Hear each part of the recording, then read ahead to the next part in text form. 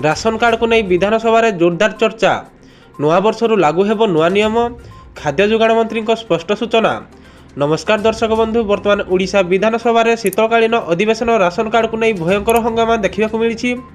विरोधी और शासक दल मध्य एही प्रसंग में तीव्र वाद विवाद होईछि।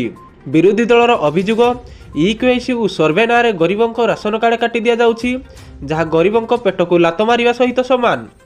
विजेडीर वरिष्ठ विधायक रमेश चंद्र प्रताप स्वाई कहले, सरकार दुई थर जिलापाल को चिठी लिखि इक्यूआईसी न करबा लोकों को राशन कार्ड काटिबा को चाप पकाउछंती। विधायक देवी रंजन त्रिपाठी कहले, अनेक गाँव में इंटरनेट नहीं, फल प्राय 15 लाख लोक इक्यूआईसी करि नाहंती। जदि राशन कार्ड कटिगला तेबे सेमाने खाद्य सहित स्वास्थ्य सुविधा मध्यरु वंचित हेबे। बीजेपी विधायक आश्रित पट्टनायक कहले, पूर्व बीजेडी सरकार राजनैतिक दृष्टि 5.44 लाख परिवार को राशन कार्ड कटा जाइथिला। वर्तमान सरकार केवल अयोग्य और नकली कार्ड को बाद देउछि। बीजेपी विधायक अमर नायक कहले, पूर्व मृत व्यक्ति, सरकारी कर्मचारी और आयकर दाता माने मध्य राशन कार्ड नेउथिले। खाद्य जोगाण मंत्री को बड़ निष्पत्ति। खाद्य जोगाण और खाद्य सुरक्षा मंत्री कृष्णचंद्र महापात्र स्पष्ट करी कहले, 4 जून पर गोटे योग्य हिताधिकारी राशन कार्ड कटा जाए नहीं। एपर्यंत 96% लोक इक्यूआईसी संपूर्ण होईछि। इक्यूआईसी डेडलाइन 31 डिसेम्बर पर्यंत बढ़ी जाइछि।